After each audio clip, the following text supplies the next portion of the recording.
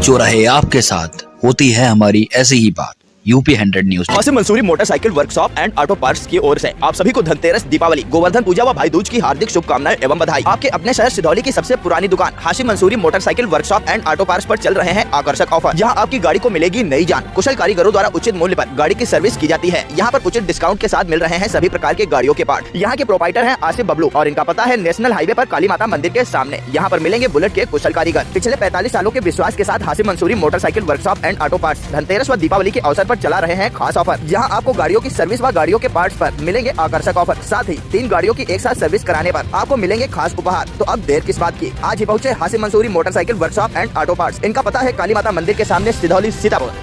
सिधौली में सरदार पटेल की जयंती पर निकाली गई पदयात्रा। प्रभारी मंत्री ने दिया बड़ा बयान, नेहरू ने की थी असली में वोट चोरी। सिधौली विधानसभा क्षेत्र में लौह पुरुष सरदार वल्लभ भाई पटेल की 150वीं जयंती पर गुरुवार को भव्य राष्ट्रीय एकता पदयात्रा का आयोजन किया गया। यह ऐतिहासिक पदयात्रा बंदरिया बाजार से प्रारंभ होकर डाक बंगला तक निकाली गई, जिसमें सैकड़ों की संख्या में कार्यकर्ता, पदाधिकारी व स्थानीय नागरिक उमड़ पड़े। वातावरण राष्ट्रीय एकता जिंदाबाद और सरदार पटेल अमर रहे जैसे नारों से गूंज उठा। बैठक के बाद कस्बे के एक निजी लॉन में पदयात्रा के बाद कस्बे के एक निजी लॉन में एक बैठक का भी आयोजन किया गया। भाजपा विधायक मनीष रावत ने बैठक में मुख्य अतिथि के रूप में पहुंचे प्रभारी मंत्री मयंकेश्वर शरण सिंह व MLC लालजी निर्मल को पुष्पमाला पहनाकर उनका स्वागत किया। पदयात्रा में जिले के प्रभारी मंत्री राजा मयंकेश्वर शरण सिंह और MLC लालजी निर्मल मुख्य अतिथि के रूप में शामिल हुए। पूरे मार्ग पर दोनों नेताओं का फूल मालाओं के साथ जोरदार स्वागत किया गया। बैठक में पहुंचे भाजपा जिलाध्यक्ष राजेश शुक्ला ने कहा कि लौह पुरुष सरदार वल्लभ भाई पटेल राजनीति के चाणक्य थे। उन्होंने आजादी के बाद भारत की 562 रियासतों का विलय कराया था। उनके त्याग व बलिदान को कांग्रेस की सरकार ने भुला दिया। आज उनकी 150वीं जयंती पर पदयात्रा निकालकर उन्हें याद किया गया है। भारतीय जनता पार्टी की सरकार महापुरुषों का सम्मान करने वाली सरकार है। भारतीय राजनीति में सरदार पटेल का अहम योगदान रहा है। जयंती मना रहे हैं।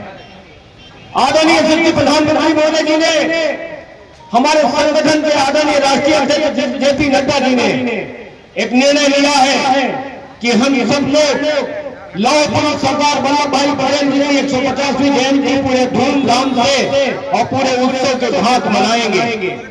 आदरणीय लौह पुरुष सरदार वल्लभ भाई पटेल जी का जीवन पूरे भारत माता के लिए समर्पित रहा और हमारे आदरणीय प्रधानमंत्री जी ने कहा है कि जो जिन आदरणीय महापुरुषों का जीवन चरित्र, जिनकी गाथा, जिनका योगदान भारत माता के लिए है, ऐसे सभी महापुरुषों का जीवन चरित्र, उनका योगदान भारत के पूरे आदरणीय लोग और भारतीय जनता पार्टी की सरकार करेगी, भारत के लोग करेंगे।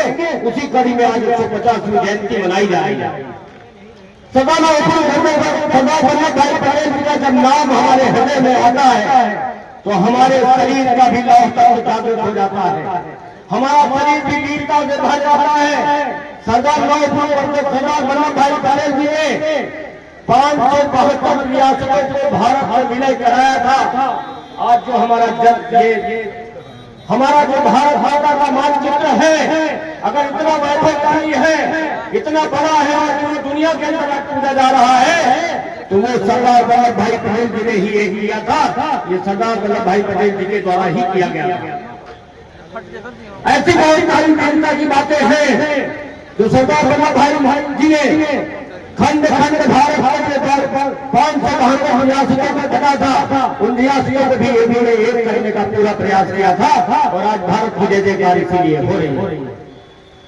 उन्होंने उनके जीवन चरित्र को देखेंगे तो उन्होंने पढ़ाई भी लंदन से की थी, बैरिस्टर की पढ़ाई लंदन से की थी और उस लंदन से पढ़ाई की थी जहां पढ़ाई का महत्व बहुत बताया जाता है। लेकिन जब वो लंदन पढ़ने गए तो उन्होंने जब वहां पढ़ाई की तो उन्होंने वहां काम किया और गोल सभी अंग्रेजों को छोड़ करके गोरों को छोड़ करके पहले नंबर पे आए और गोल्ड मेडल हासिल किया।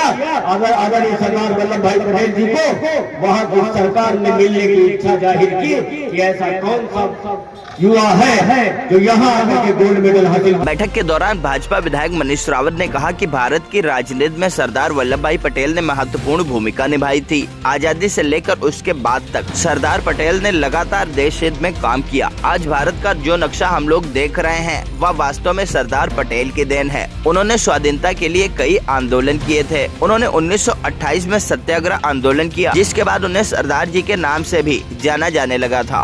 वास्तव में सरदार पटेल जी के बारे में हमारे लालजी प्रसाद निर्मल जी ने, हमारे माननीय मंत्री जी ने, हमारे जिलाध्यक्ष जी ने जैसा कि बताया, वास्तव में सरदार वल्लभ भाई पटेल जी वास्तव में न होते तो भारत का जो नक्शा बता रहे दिख रहा है तो शायद ऐसा न दिख रहा होता साथियों।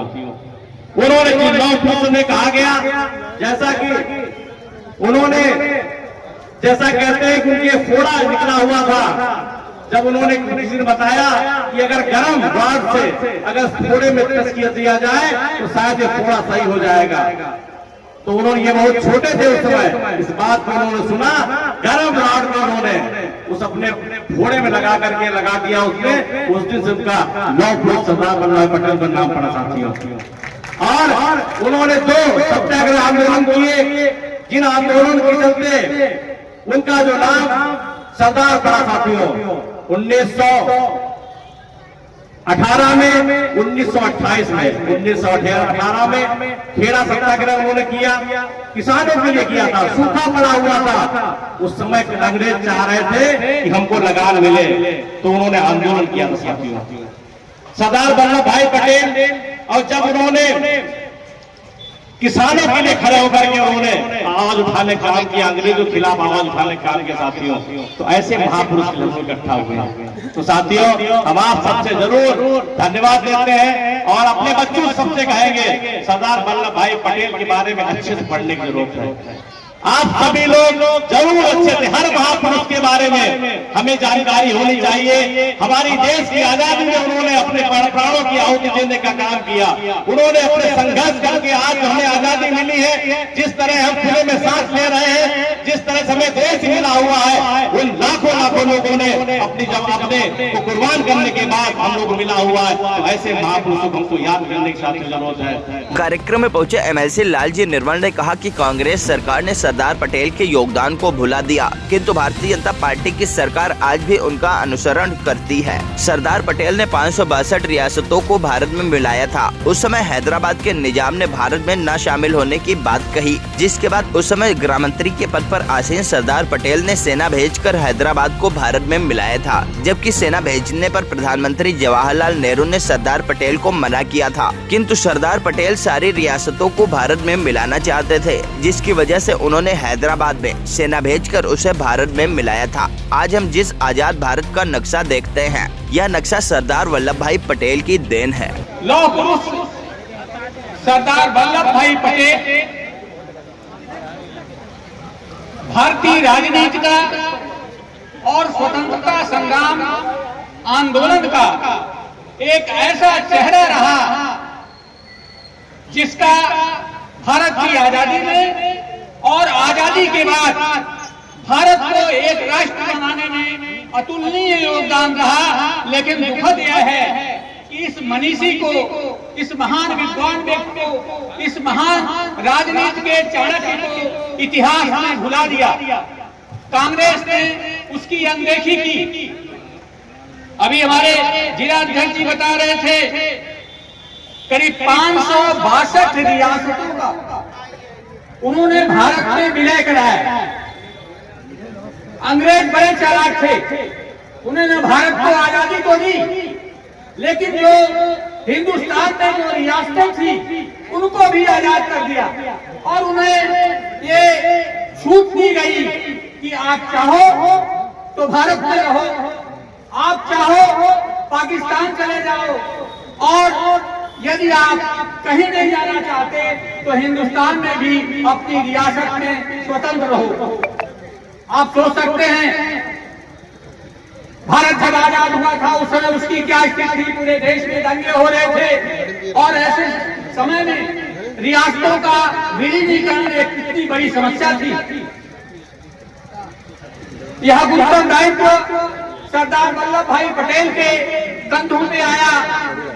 आप ये सोचिए, आपके गांव में कोई विवाद होता है, जमीन का विवाद होता है, मात्र उसको सुलझाने में कितनी कठिनाई आती है, पंचायत की बात नहीं मानी जाती है, कचहरी चले जाते हैं, विधायक की बात नहीं मानते हैं। और सरदार वल्लभ भाई पटेल ने 562 रियासतों को किस प्रकार से विलय किया होगा, कितनी कठिनाइयां आई होंगी।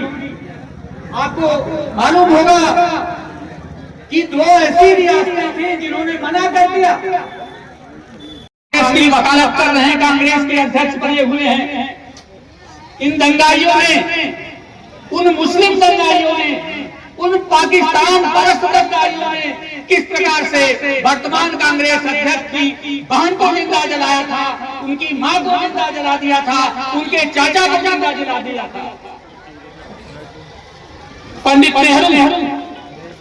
नेहरू चाहते थे सेना का हस्तक्षेप न हो, लेकिन जब बात आगे निकल गई और सरदार वल्लभ भाई पटेल ने देखा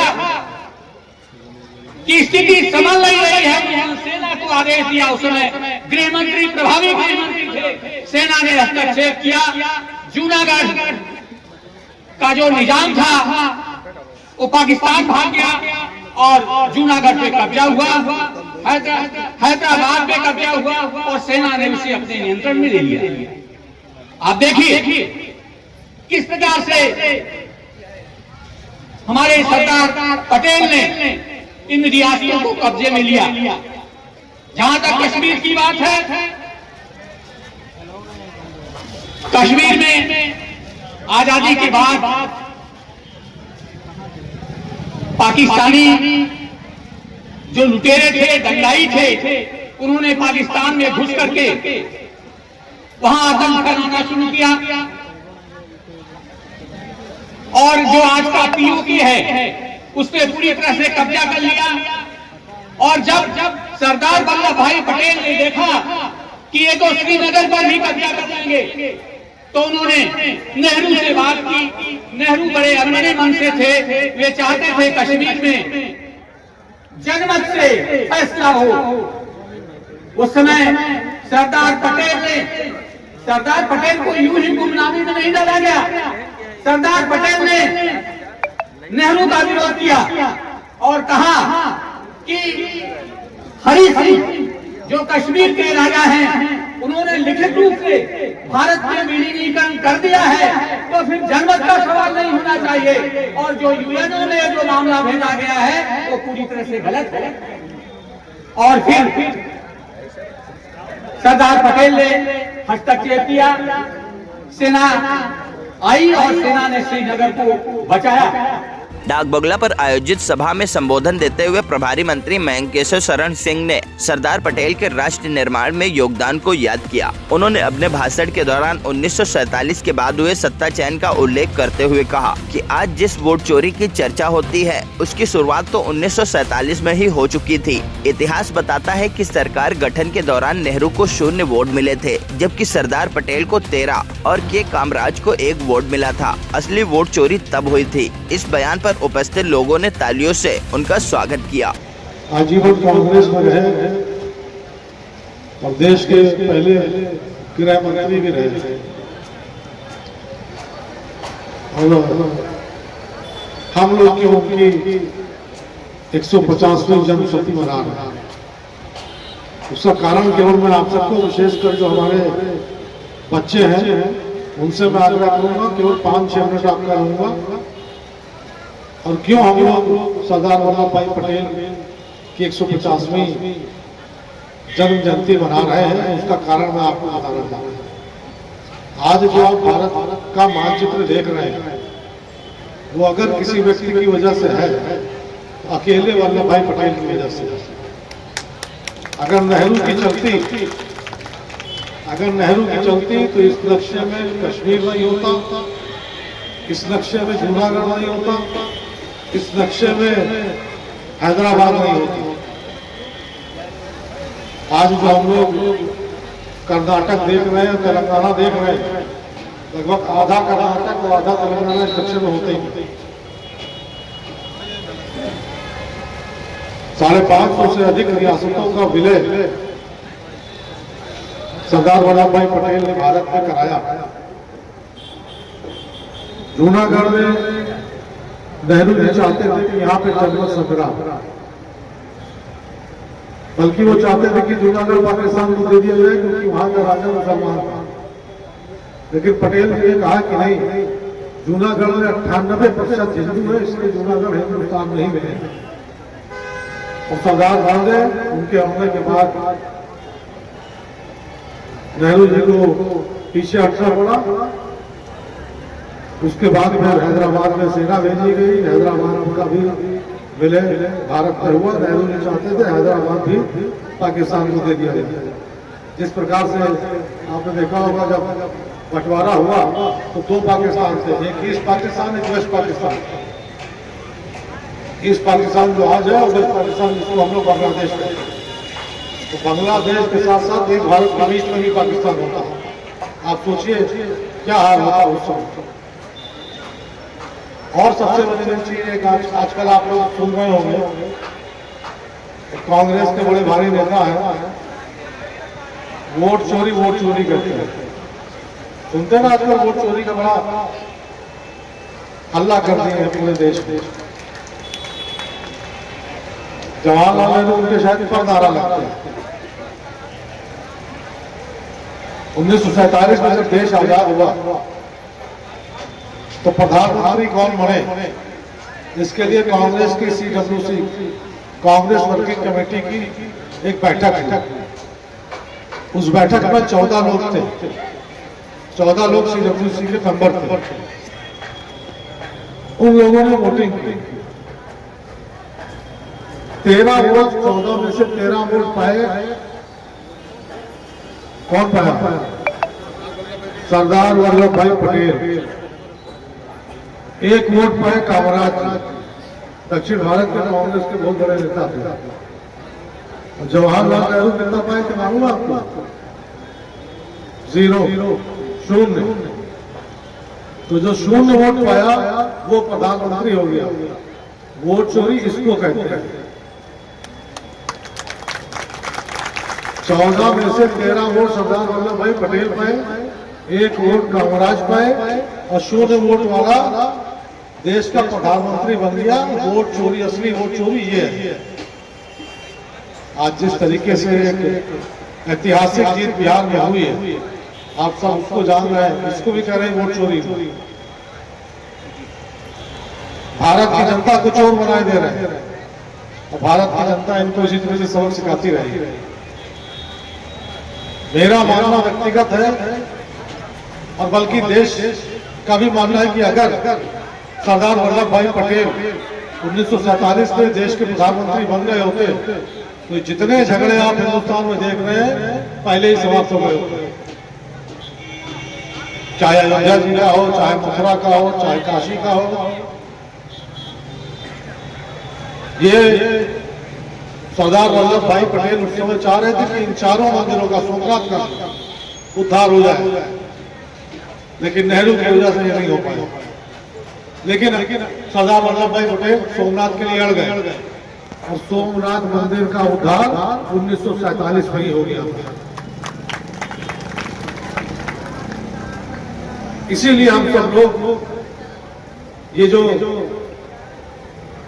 सरदार वल्लभ भाई पटेल को हम लोग भूलते जा रहे हैं, इसीलिए हम सब लोगों ने ये